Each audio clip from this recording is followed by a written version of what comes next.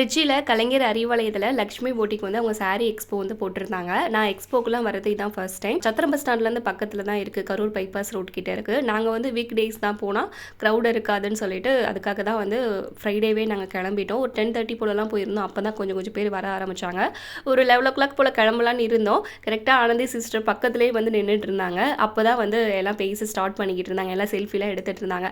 நான் just video clip மட்டும் எடுத்துகிட்டு அப்புறம் வந்து கீழே கிரவுண்ட் ஃப்ளோரில் வந்து குர்த்தி போட்டிருந்தா தான் சொன்னாங்க. அங்கேயுமே போய் செக் பண்ணி பார்த்துட்டு இருந்தோம். இந்த எக்ஸ்போ வந்து ஜனவரி 3, 4, 5 இந்த டேட்டில் தான் நடக்குது. இன்றைக்கி தான் சண்டே லாஸ்ட் டேட்டு. வேணும்னா நீங்கள் போய் பார்த்துக்கலாம்.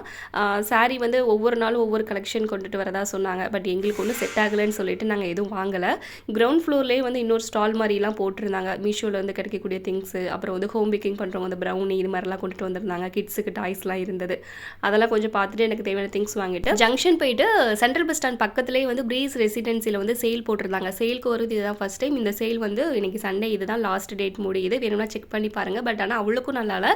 வின்டர் சீசனுக்கு ஏற்ற மாதிரி இந்த ஸ்வெட்டர்லாம் கொஞ்சம் அந்த ப்ரைஸ்க்கு ஏற்ற மாதிரி கொஞ்சம் ஒர்த்தியாகவே இருந்தது. அப்புறம் சத்திரம் வந்து சாப்பிட்டுட்டு அப்படியே கிளம்பிட்டோம்.